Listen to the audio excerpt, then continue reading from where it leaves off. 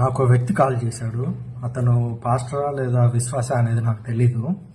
అతను కాల్ చేసి ఏమంటున్నాడంటే, నువ్వు క్యాథలిక్ కదా, ఇంతకుముందు చాలామంది పాస్టర్ల మీద మరియ తల్లి గురించి మాట్లాడినప్పుడు వీడియోలు చేసావు కదా, మరి ఈరోజు సమాజంలో అనేక మంది హిందువులు ఎవరైతే ఉన్నారో వాళ్ళు మరియ తల్లిని తీవ్రంగా దూషిస్తుంటే నువ్వెందుకు మౌనంగా ఉంటున్నావు, నువ్వెందుకు వీడియో చేయట్లేదు అని అతను ప్రశ్నించాడు.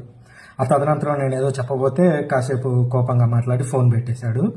ఇక్కడ విషయం ఏమిటి అని అంటే, హిందూ సోదరులు ఒక రకంగా చెప్పాలంటే వాళ్ళు ఎంత విశాల హృదయులు అని అంటే, యేసుక్రీస్తును ఒక అవతారంగా చేసుకొని వారు పూజించగలిగేంత విశాల హృదయం ఉన్నటువంటి వాళ్ళు.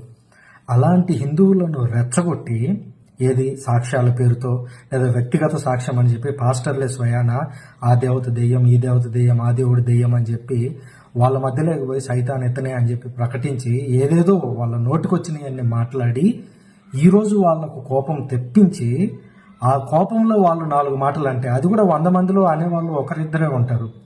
అలాంటి వాళ్ళను తీసుకొని వచ్చి ఈరోజు క్రైస్తవం మొత్తానికి వ్యతిరేకంగా తయారు చేసి మరియ తల్లిని యేసుక్రీస్తును తిట్టించేలాగా తయారు చేసి ఇప్పుడు మేము మాట్లాడాలి అని అంటున్నారు. ఇప్పుడు పాస్టర్లు అంటే బైబిల్ చదివిన వాళ్ళు అడ్డదిడ్డంగా మాట్లాడుతుంటే వాళ్ళకి సమాధానం చెప్పాలా?